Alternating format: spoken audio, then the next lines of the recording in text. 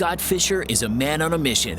Not the kind of mission with deadlines and meetings. A mission to reconnect with his 1967 Datsun Fairlady Roadster and discover the wide-open spaces of North America. Fisher has blogged the entire trip in detail, sharing an impressive array of his photographs from the road. I had owned a manufacturing business in Las Vegas for 16 years.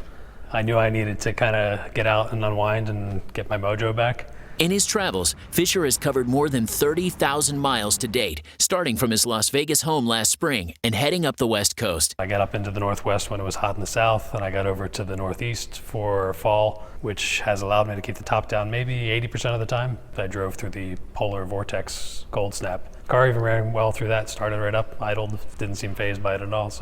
Now, with 44 states and 7 Canadian provinces behind him, Fisher has stopped in Tennessee at Nissan's invitation to show off his red Datsun and share some tales from the road. The day started with a visit to Nashville's Lane Motor Museum, a place where a car guy like Scott Fisher can check out vintage automobiles and relive a childhood memory. This exact car would have been one of the cars I watched racing when I was growing up.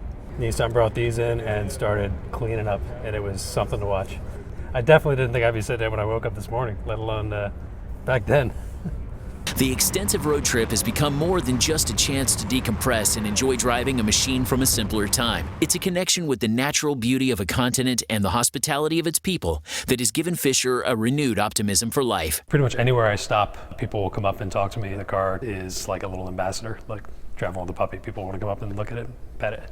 Part of Scott's Middle Tennessee visit was a tour of Nissan's Smyrna assembly plant, where he witnesses a level of modern automobile manufacturing automation that was not around when his Fairlady rolled off the line at the Shatai plant in Japan in the mid-1960s. It was a day of unusual hustle and bustle for a man on a year-long journey traveled at his own pace, stopping and taking in landmarks and natural beauty whenever the opportunity presents itself. I feel like I've got a better sense of the country than before I started, for sure.